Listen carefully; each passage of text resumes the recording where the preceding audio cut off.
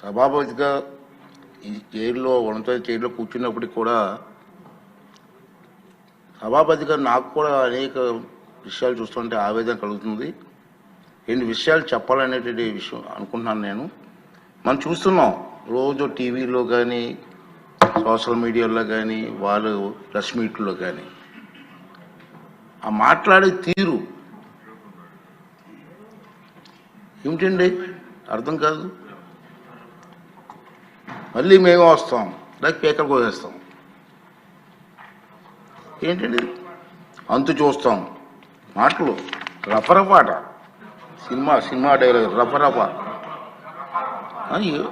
ఏంటి నాకు అర్థం కావట్లేదు. ఒక రాజకీయ పార్టీ ప్రజాస్వామ్యం మీద గౌరవం ఉన్న వాళ్ళు ఎవరు కూడా ఈ విధంగా మాట్లాడరండి. ఉంటే రాజకీయాల్లో రామారావు గారి దగ్గర నుంచి రాజకీయాల్లో ఉన్నాం. ఒకటే చెప్తాను నేను, రాజకీయ పార్టీలు అన్న తర్వాత ప్రజాస్వామ్యంలో ఓడుతూ ఉంటాం, గెలుస్తూ ఉంటాం. మహానుభావుడు ఎన్టీ రామారావు గారే ఒక టైంలో ఓడిపోయాం అందరు పార్టీలు.